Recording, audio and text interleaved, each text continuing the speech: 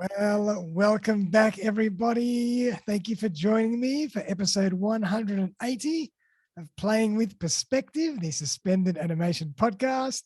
I have a fantastic guest today. The renowned stylist, Silvana Patrick, is with me. Silvana, how are you? Hello, how are you? I'm good. Thanks for it's happy to be here with you. Thank you for joining me. And I've got a bit of a fashion fetish myself, so I love talking about style. I put on my good shirt for you today. But for everybody out there, we're going to be chatting all about why style is so important. And we're also going to be chatting about Silvana's new book, The Image of Success. But before we do, I'll give everybody a quick snapshot into who Silvana is. So Silvana Patrick is an internationally renowned personal stylist and brand expert whose work translates into powerful results for her clients. Having worked in several countries, she brings a vast understanding and experience in optimizing one's image in the corporate and professional environment. She uses the power of style to transform our perception of self and others, leaving her clients feeling more confident and increasing their presence and impact in all aspects of their professional lives. She's the author of a brand new book, as I mentioned, The Image of Success, which we're going to chat about today as well. So welcome, Silvana. Thanks for having me here. It's always fun to be here with you. Sensational. Maybe let's hold up your book just so everybody can see it as well. There it is. Love it. The Image of Success. How cool. So Silvana, let's jump in. I'd love to kind of explore your story. How did you get into this field? Because it's such an interesting field. How did you get to work around the world, providing styling services to so many different people and maybe different cultures? So tell us a bit about your background.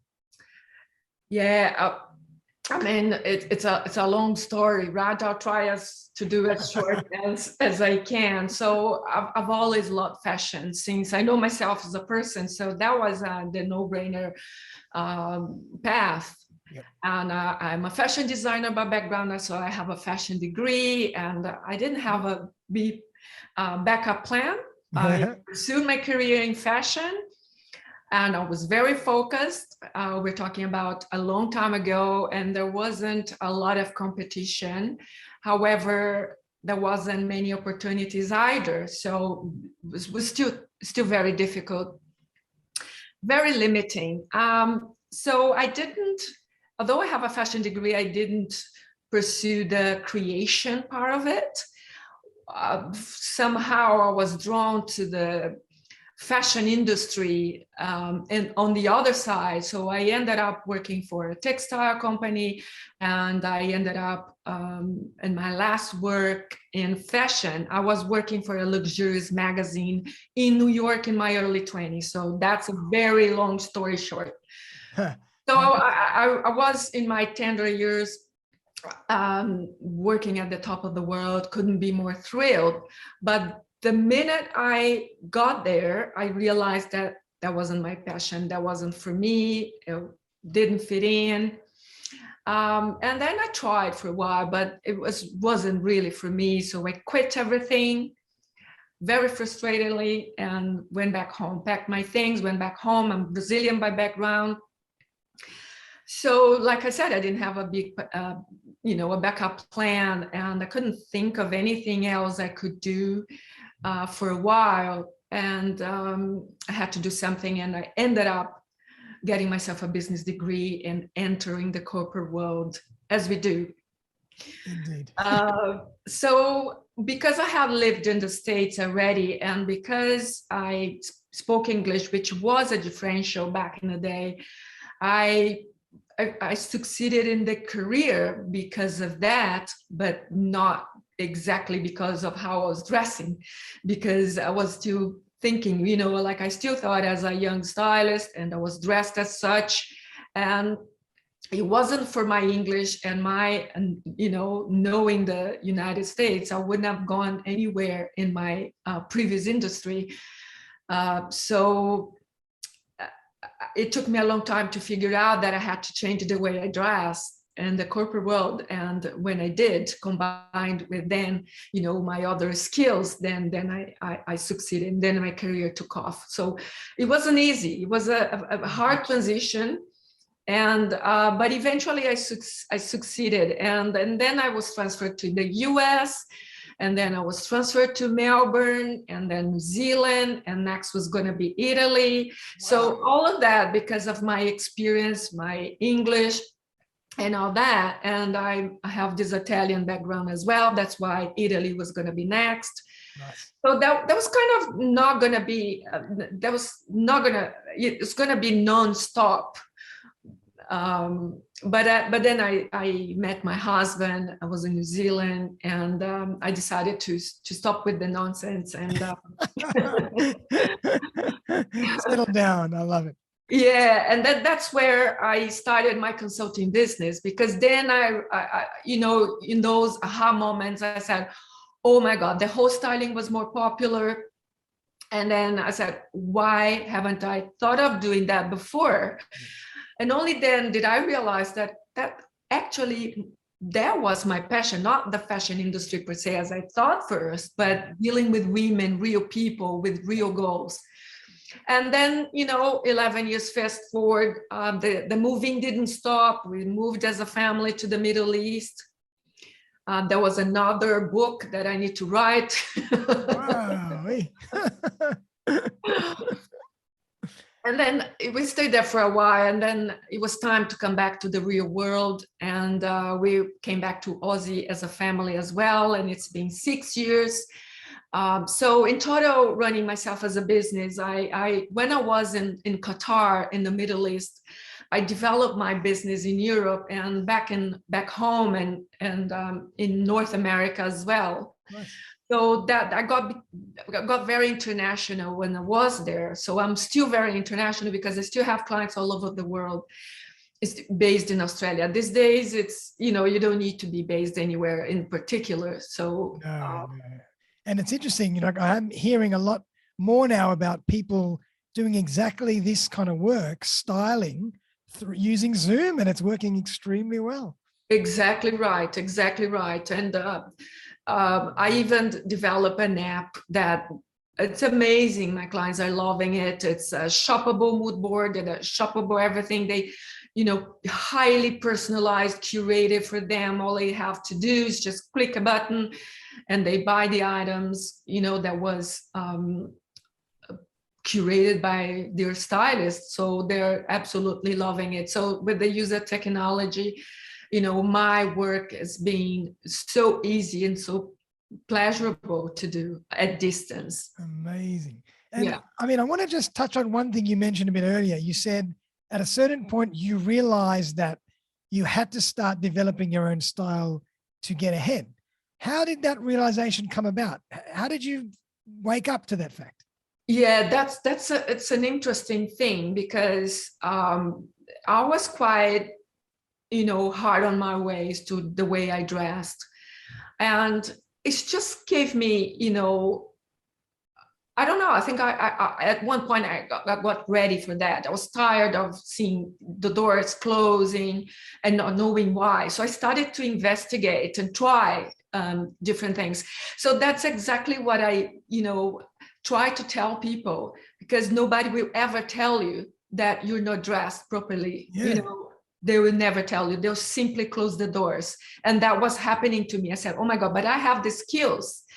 What's going on? And when, you had the skills and you have the language. So you thought, what the hell's going on? Exactly right. And to be honest, I've been through with some of my clients for, the same reasons. And it's amazing how, depending on the industry you are, of course, but some are just little details that make all the difference. For example, I had a client, he was very smart, very skillful guy in his early 30s, trying to get somewhere.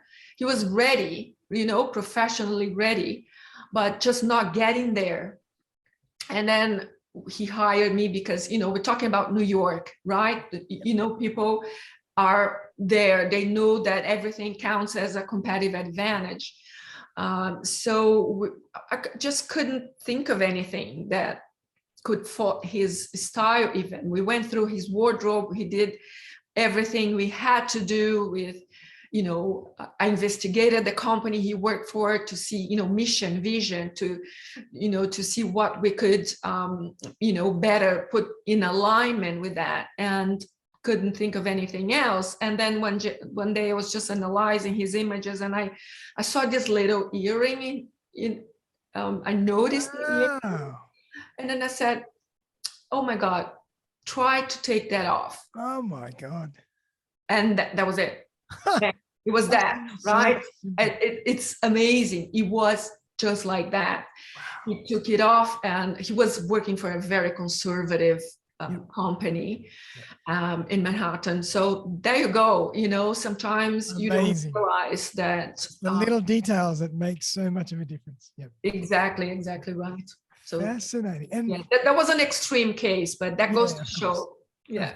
And do you find that people from different cultures, because you've worked around the world with lots of different people, do you find different cultures are more welcoming to what you're saying or welcoming to change than others? How do you find the cultural differences?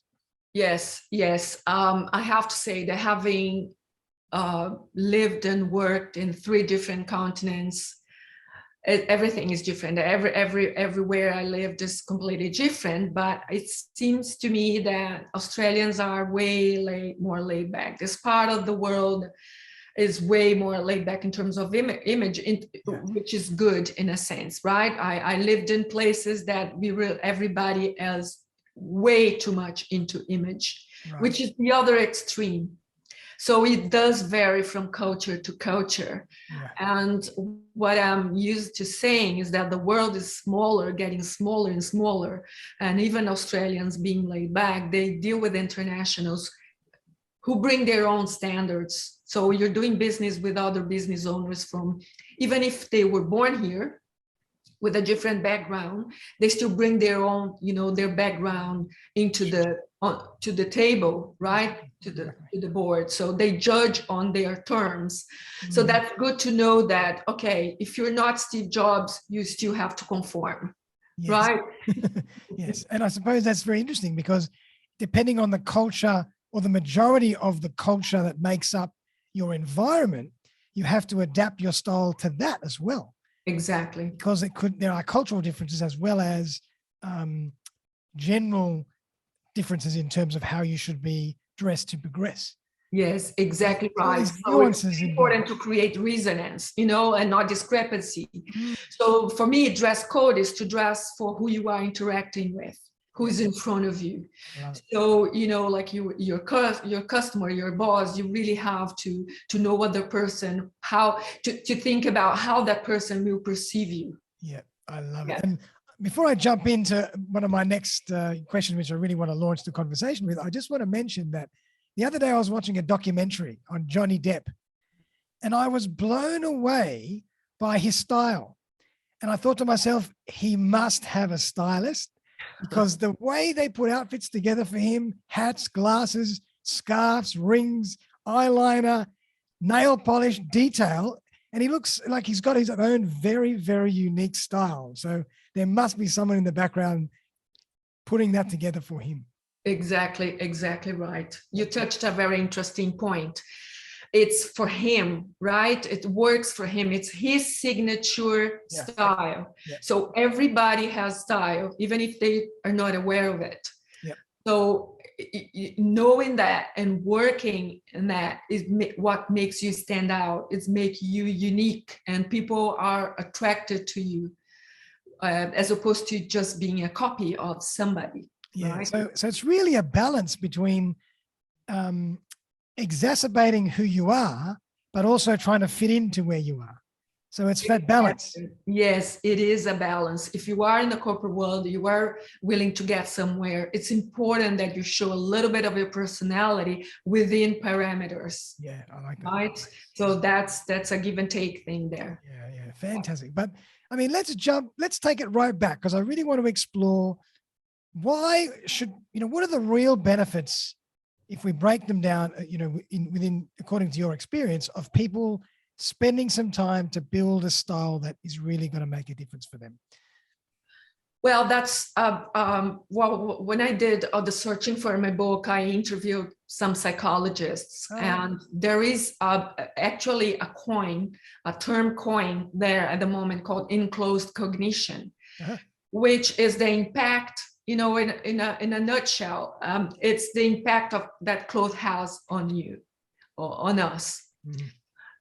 So it's a part of a larger field of psychology called, so that's interesting because it really plays a huge toll on how we feel when we wear a certain outfit. It is a psychological thing.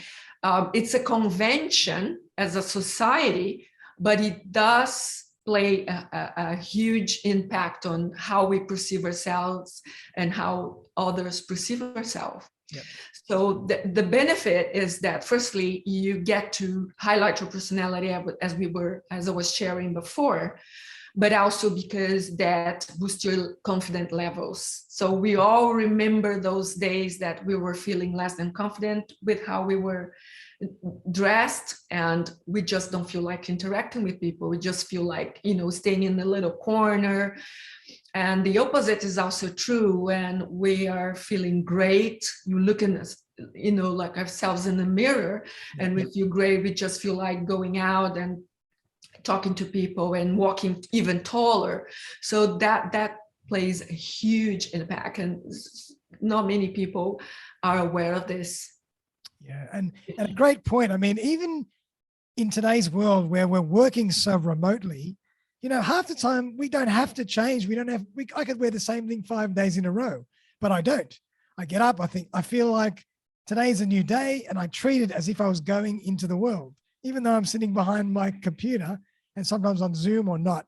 So, and it makes a difference to my confidence and my personality for the day. Exactly. It's just, creating a routine, like even if you were, just working from home and you start for 8 and you change, wearing your trackies or you change your PJs and you just put a structure in it and you put a little bit of makeup, doesn't need too much, but obviously it is more relaxed now. Nobody's wearing high heels at home or putting too much makeup or anything, but just the symbolism of doing something, right? Creating that break between home and office, and now that makes all the difference. And also something very interesting too, because of Zoom, we are literally more zoomed. People became more self-aware. True. How they look. Right. And I was talking to a dentist the other day, said, oh my God, my number of clients went to the roof because people are more aware of their teeth. They're looking more at themselves. They're seeing them more in this little square. So and it gives less margin for distraction. So I'm seeing you more in this little box. I'm paying more attention to you as opposed to where with talking in person and being distracted by everything else. So that's another really interesting phenomena. I can imagine all the teeth whitening industry has increased over the last few years. Yeah, Botox and all those things. Brilliant. I mean, absolutely, I agree with you. I think, confidence plays such a part in everything we do, and style, having your own style and dedicating some time to be proud of what you're wearing and proud of how you're presenting yourself to the world is going to make such a difference in your achievement in the workplace and personally as well. I think it's so important. Yes, I agree more. But my next question, and people are probably asking and thinking, oh, that's all very well, but, I might be on a budget. I don't make a lot of money. How many outfits can I have? How expensive is it to really create a versatile style?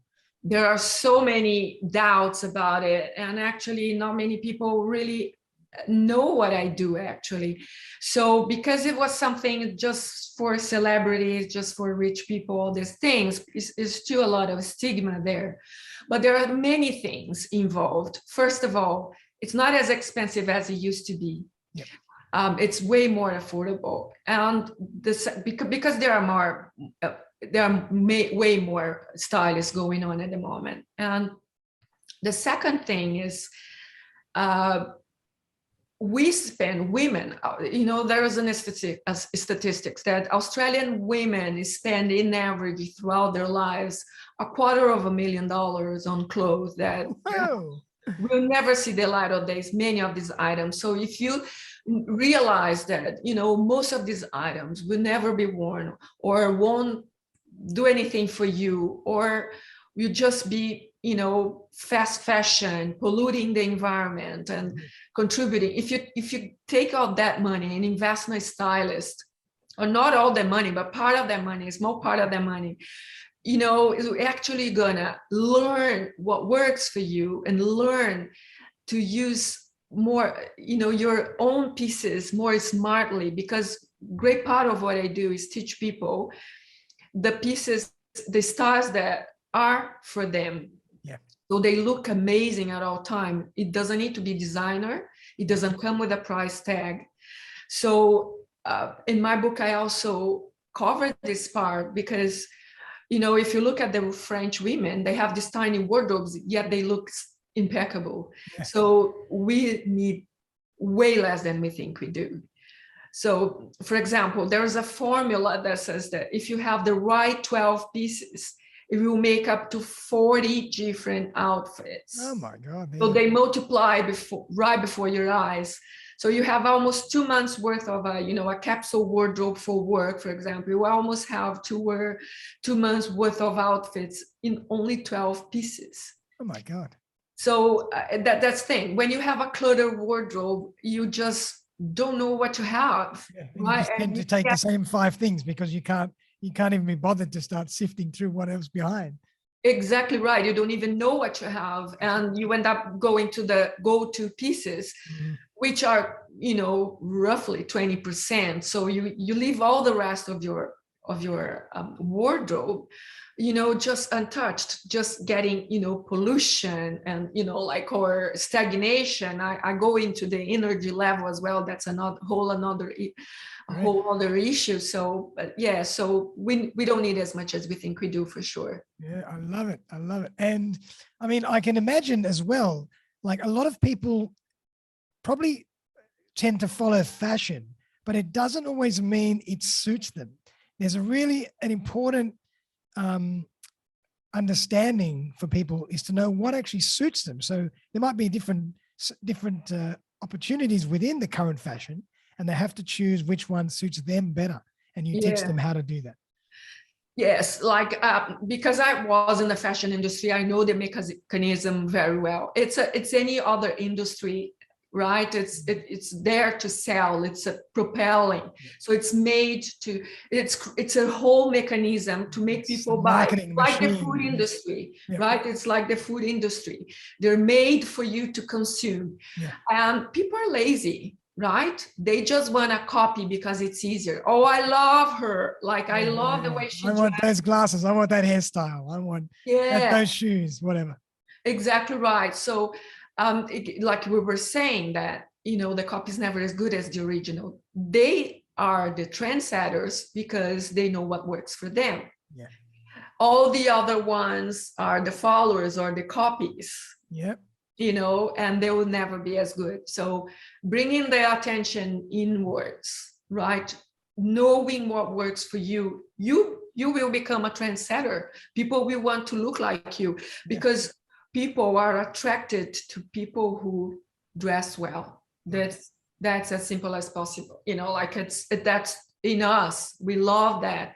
We have that. We are visual creatures. Definitely. And as you mentioned, self-awareness is so key. You have to understand what's going to work for you. And, probably working with someone like you can really help them to understand why certain things suit them better than others. Exactly right. And and then, you don't need to be following trends or anybody. I mean, again, you can have fun with trends. Nothing wrong with that. Oh, of course. Once you know which ones are for you, you pick one here and there and you have fun and you look current and all that, but not being a slave of the system, right? Yeah, Love it. And I just want to kind of go back to your story for a second. After you started to take more notice and really understand this science and art, I call it's really a combination between science and art. Did the opportunities come to you very, very quickly? Yes, I've always knew how to dress for my body type, but I didn't know how to dress for the occasion or the situation. Mm-hmm. That's where the personal branding image comes in. Gotcha. Right? That's where I learned the hard way, that I help my clients shortcut right now. Right. Because like we were saying before, you know, like it doesn't matter if I'm dressing wonderful, if I'm not dressed for the situation or for who I am interacting with. Yep. So as a young girl, I didn't realize that. And when I did, it took me a long, long time, believe me, 2 years almost of, you know, closing doors and no's and not knowing why. Yeah. One day I just realized that it was another aha moment, and then my career just took off just like that, and then the doors started to open. That happens a lot. That happens all the time, you know, in different degrees, obviously, depending on how conservative your industry is. Yeah. But it is a competitive advantage. Let's suppose you have two people competing for the same job. Obviously, if you are skilled, you're going to be hired. That's no question. You're going to have a promotion. You're going to have more chances, even by relating better with people and people liking to relate with you. So, you know, the benefits are tremendous. Absolutely. And I'm wondering if you have made mention of this in your book. There's a concept called the halo effect. Have you heard of that? Halo. The halo, Halo, halo effect. Yeah. Maybe you could explain a bit about that, because I think that fits into what you do as well. No, I haven't heard of this term. Oh, okay. The halo effect. I think it says, don't quote me word for word, but generally, if you had two people and they both had the same skills and experience and they came across the same way, but one was slightly more attractive or, you know, in that physical sense than the other, we have a tendency to be attracted to or choose that person then over the other. It's just a psychological, sociological phenomenon. It's called the halo effect. And I'm sure that this plays a role in it. I didn't know the terminology, but I always say that, you know, even this is in my book, that if you have a beautifully packed present and not so beautifully wrapped present, which when you depict without even knowing what's inside, that's a no-brainer, right? People will go straight to the what's, you know, more beautifully packed. That's exactly what with us. That's illustrate how we judge, and we don't even know that. It's a question of seconds. Listen, it's all subconscious. We have a subconscious. It is very environmental mechanism. Yeah. It is fascinating. I love it. So Silvana, let's talk about your book. I really want to get into the details of your book. So why did you decide to write this book after so many years? And I'm sure it's many, many years in the making as well. And all, you know, but tell us more about the whole journey of writing this book. Oh, yeah, I've always wanted to reach more people. Obviously, been thinking about writing a book for a long time, just didn't have the time. Yeah. And I started really putting, you know, the work during the first lockdown. And that's the positive side of COVID, of the pandemic, that I had the time and I really focused. And I used to joking that the book was conceived during the first lockdown and it was born during the second lockdown. I love it. So when we went out of the lockdown, the first one, I went back to full force to working. I didn't have more time. So I finally finished during the second lockdown. And yeah, I'm really thrilled with Love it. And so let's have a look at it again. Just show everybody. Sensational. The image of success. So I am the letter I of image. Yeah. And is that the photo taken by Philippe, a good friend of mine who's a great photographer? Yes, the photo was Philippe Flats. And yeah. Sensational. And so tell us a bit more about the book. What do you go through in the book? What can people get out of the book? Well, it's a little bit of my journey. I go through a little bit more detail and, what the image did to me as a person personally, and how all the struggles and all the different coaches that I deal with. And obviously it's a styling book after all. So there are lots of styling tips there. And actually it's a personal brand image, the image part of personal brand book. It's more focused on professionals, especially women who want to get somewhere. So that's obviously for anybody at the end, but it's more focused on professional women who want to use their image to propel their career to get somewhere else. Awesome. So there's a bit about the psychology. It's a bit about the psychology behind it, your story, yes, and some practical tips and tricks of what to do and what not to do. Yes, exactly right. So there are tips of how to pick, the right pieces for your body type, how to organize your wardrobe, how to create a capsule wardrobe for areas in your life. And I go through a lot of details in all the elements of style, fabrics, colors, and even the psychology of color, which I spend a lot of time talking with psychologists and because for me there's the aesthetic aspect of color, which is personal. But in general, as a society, we have some colors that mean different things. So I go in depth into what this do to us. Yeah. I love it. Is there an audio version or just written so far? It's no audio at the moment, but there's the Kindle and the paperback. Awesome. And people can get it on Amazon or? Yes, it's available on Amazon. Amazon. Okay. And also your website? Yes. Love it. Fantastic. Well, there you go. I mean, I'd love to read that. I'm going to have a look at that because it sounds fascinating. But do you only work with women or do you work with men as well? I work with men. Actually, I love working with men, except for my husband. But why? He doesn't listen, or? No, it's good. No, he's good. I'm joking. Yeah, but it's always difficult to to work at home. It depending on where I am. Obviously, in New York, when I was there, was kind of 50-50. Women are, men were more into that. Australian, a little bit less. Yeah. Obviously, in the Middle East was 100% women. So it depends on where I am. But I do men and women as well. Okay, great.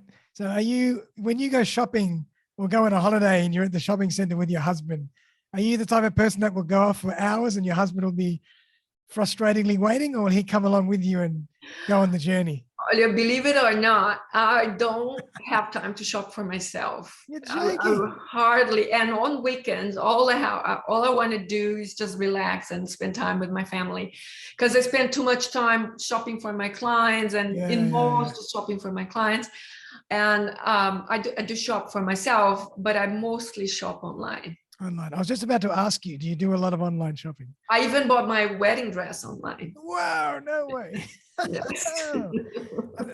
I'm assuming that's an art form in itself, to know how to shop online properly. Yeah, I even have an online guide for dumbers. It's actually, there's so much involved. You have to know brands, you have to know the stores, you have to know how the customer service works, you have to know your body, most importantly, and you have to know how to read the garment's description, and you have to understand delivery, the couriers, there's so much involved. That's why people, in this, how many years of buying online, if I return 3 items I can't remember any more purchases that I returned. So sensational. Yeah, so it's there's a lot involved, a lot of knowledge involved there, and it's also quite intricate. Like I find when you have to really zoom in and look at the details of the fabric, because you might not realize that there's a slight pattern or a different kind of texture what Exactly. you thought you're looking at. So unless you zoom in and really look, you could actually be surprised in what you get. Absolutely. And that's why I prefer certain shops, because they show videos so that you get to know how the fabric falls, and you get a lot of more details. So getting to buy at the right shops is very important as well. And for me, the advantage is that you have way more options and you get better deals as well. Nice. Love it. Yeah. As we all love online shopping these days. But Silvana, I'd love to just kind of touch a little bit more on how you work with people, because if people are wondering how to get in touch with you and how what the process looks like and what the different ways they can work with you look like, maybe if you can go through some of that for us. Yeah, so people normally hire me not because they're happy and everything's going well. So there's something going on. They're not feeling confident and all that. So I like to make, like they either love shopping too much or they don't. Normally it's the case. They hate shopping.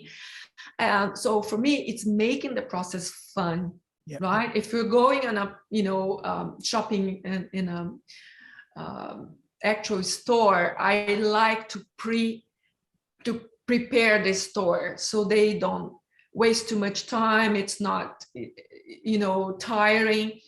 And we have a very comprehensive conversation and very relaxed conversation of what their goals are. So we get to know their specifics, their budget. It's important to be within their budget, right? Because and go for the missing pieces. It's not, the goal is not to make you buy an entire wardrobe. The goal is to make the most of what you already have, eliminate what's not working, and play with the pieces that you already have. We go for the missing pieces, but if when I come back and I reinsert them in your wardrobe and show you different styles. And also for me, I'm huge in sustainability, and I'm huge in smart purchases, perhaps just accessories, just to spice it up, because accessories cost less than the entire outfit and they change completely. And they show your personality. So a little bit of color here and there, a little bit of personality. It doesn't need to be, buying too much stuff. Normally people already have a lot, right? So it's an educational, it's a two-way thing. They learn, they have to participate as well. And so that's a two thing. They try on the pieces. I tell them why it's not working, why it should go. We alter the pieces that perhaps just need some TLC. And we go for the missing pieces for, if need be, right? Awesome. So, yeah. Awesome. And do you, just out of interest, do you get involved with hair styles or more just clothes? Yeah, I go as far as you want. And for me, style doesn't start from the neck down. So it's the whole thing. Right. So I have, my team of hairstylists, makeup artists, skin, professionals, everything that I need to complement and to offer my clients. I have to be surrounded by the best professionals. So because they're an extension of my work. So Beautiful. I can go as far as you were prepared. It's a holistic styling experience. Yes, it is holistic. For me, like I said, like I even go with wardrobe feng shui, right? Know that it's about the energy. It's about how you feel. For me, the bottom line is how you feel, how you look in the mirror and how you feel about yourself. You really have to see that big smile, and that's priceless. That's for me, the successful result. And then I can imagine, obviously, that after a certain period of time where you kind of have taught someone how to see things the right way, they might not need you as often. Is that right? That's correct. They go on their own, but funnily enough, they still hire me from, every year just to update because they don't have the time, right? Because I already know them. So that makes it easier. And it's also obviously not going to cost as much because it's just a maintenance thing, but it happens quite a lot. Some of them are really good to go and some of them just prefer to keep the relationship going, which is fun too. Oh, and do you do most of it on Zoom these days? Yes, obviously for the international clients, but some local clients, they just prefer to get their mood boards, their shoppable mood boards or their shoppable videos just online. They just say, oh, I need this or that. Right. We have a quick Zoom chat, and then I prepare the video for them. And That's so this video is like me showing after our discussion, and we know what they need. I curate the pieces, and I make a video with me little in the screen, telling them why I picked the piece, and going through all the description. And all they have to do is just press the buy button, and there you go. So it's already in their budget, it's already in their color, it's already in their size. Everything is filtered for them, and they don't need to do much else. Yeah. And you mentioned there was a term you used before, capsule wardrobe. What does that mean? Well, we have different aspects of our lives. So work, weekend. So that's important that you differentiate these pieces. So you create a capsule wardrobe for a season or for a particular situation or area of your life. So for work, for example, you have all the pieces. So they are in one capsule, and they interact with each other. They talk to each other. So you don't need to think about style, right? Where am I going to wear this jacket with? Like it's just there. Any skirt goes with that. Any top goes with that. So everything is already in the same family, per se. So that makes styling and dressing much easier and stress-free. Yeah, absolutely. And so you would have different compartments in your wardrobe for different environments, or would you is that more conceptual? Well, I do that especially for my clients. Obviously, for me, my wardrobe is like if you open my wardrobe, you'll say, "Oh, how many people live here?" I don't have a particular style. I go with the flow, but I'm an exception. So what I do have is season. So my winter clothes are tucked away, and I just have my summer outfits, and then I change. But for my clients, it's important to have, if they focus on their professional life, it's important to have a capsule wardrobe in a corner, so they go straight to that. They don't need to think about that. They don't waste time there. And if they need something, to update something, they just go for the same item. It's easier for them to replace the item if need be. Yeah. So that makes their lives much easier. Yeah, amazing. And you know what, like talking about it, it just dawns on me that these days there's so much more choice in terms of fashion. So you really need to know what you're doing, because it can get stressful and you can waste a lot of time. It does. It's, like you think about a woman's morning. Oh my God. Preparing the family for the day, and you're having to think about makeup and hair and everything. And if you look at our male fellas, all they have to do is just put a shirt on, and sometimes the same shirt they wore the day before, That's like right. that kind of alternated every 2 days, I love it. Well, Silvana, it's been an absolute pleasure chatting with you. I've had so much fun, and I could talk about this stuff forever, because I'm fascinated by personal branding, and part of personal branding is style and wardrobe and aesthetics. So I think it's really interesting. So I wish you all the very best, and hopefully your book sells 1 million copies. And so everybody who's interested in checking out your book, maybe just give us a little rundown as to exactly how to find you, how to find your book, and book in for any consultations, etc. Yeah, you can find me on www.silvanapatrick.com, and you can find my book there as well, or alternatively, you can find on Amazon worldwide. Okay. And you have all the information on my website, on my styling packages, and corporate workshops as well. I give corporate workshops for business owner to train your staff and how to look, according to your brand. That's very important. And I can imagine that being a fantastic team bonding workshop, as well as, learning some great insights that are going to help people personally. It is very important, like everybody on the same boat. And I have given, participating in some programs at Adelaide and Flinders University. So I love this educational part of it. I think it's very important, all the personal branding part of it. Yeah, it's a pleasure to be here with you and talking to you all. Let me know if you need anything. I'm happy to answer any questions. You can find me on my website, like I said, and love to speak with you. Awesome. Silvana, thank you so much for coming on the show. I really enjoyed that, and I hope that the audience has as well.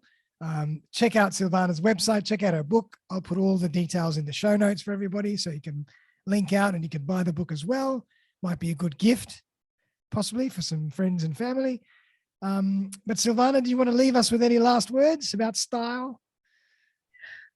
Just get to know yourself. I mean, have a really, really good look in the mirror and see what you can